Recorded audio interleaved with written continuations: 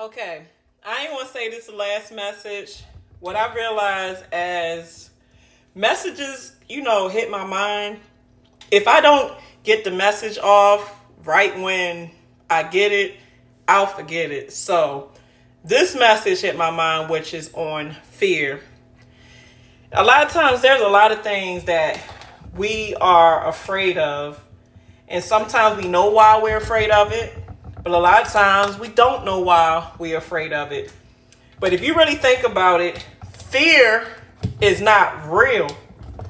Fear is the projection of your doubts. It's the projection of your low self-esteem. It's the projection that somebody else probably put on you, like programming for real. Because honestly, if you look at it, a lot of us are getting more and more programmed, and this has been going on for decades with TV, television. Tell your vision to program. It takes it into where you start believing you're not as pretty as that beautiful woman on her social media. You're not as handsome, or you're not as successful as this guy with all the cars, all the chains, all the money he be spreading out. So therefore, you always trying to chase after stuff, or don't chase after stuff out of fear.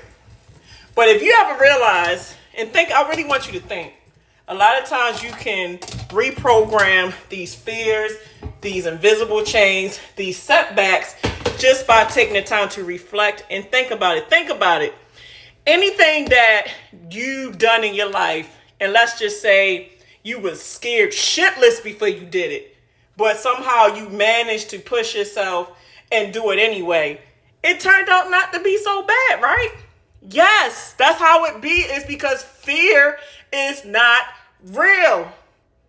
Fear is not real. Now, Grant, if you about to die and you can clearly see you about to die and you scared, then of course that's a normal human function to be scared. But even at that, that's part of life too. So honestly, I'm not saying nobody should be thinking about that before it's your time, but you shouldn't even fear that. So this message is, I want to say, no more, capital N-O, no more living in fears.